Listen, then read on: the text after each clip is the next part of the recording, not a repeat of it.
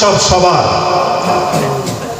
নাউযুবিল্লাহি মিন যালিক, এটা হলো সম্পূর্ণ একটা শিরকপূর্ণ কথা। ধর্ম যার যার উৎসব সবার, এটা হলো ইসলাম বিদ্বেষীদের স্লোগান। ধর্ম যার যার উৎসব সবার, এটা হলো নাস্তিকদের স্লোগান। ধর্ম যার যার উৎসব সবার, এটা হলো ইসলামের শত্রুদের স্লোগান। ধর্ম যার যার উৎসব সবার, এটা কখনো মুসলমানদের স্লোগান হতে পারে না। কথা বলেন ঠিক কিনা? এই কথাটা নাস্তিকরা, ইসলাম বিদ্বেষীরা কখন বলে দেখেছেন? এই কথাটা বলে যখন মুসলমানদের ধর্মীয় অনুষ্ঠান আছে, ঈদের সময় আসে, সেটা ঈদুল ফিতর হতে পারে, ঈদুল আজহা হতে পারে।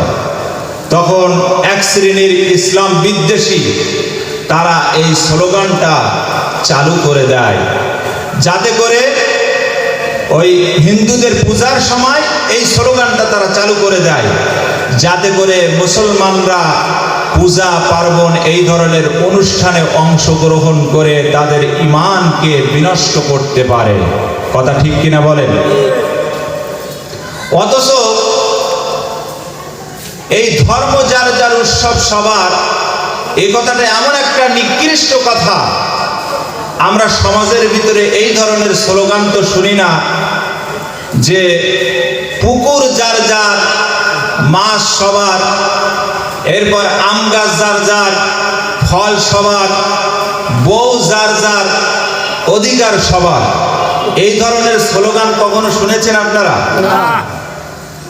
তাহলে ইসলাম বিদ্বেষীরা এই ধরনের স্লোগান কেন দেয়? ধর্মের ক্ষেত্রে কেন তারা এই ধরনের কথা বলে?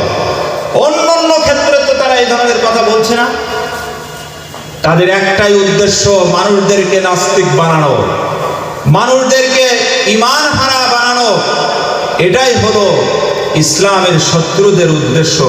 সুতরাং ধর্ম যার যার উৎসব সবার, এটা হচ্ছে শিরকপূর্ণ স্লোগান। এই কথার সাথে কোনো মুসলমান একত্বতা পোষণ করতে পারে না।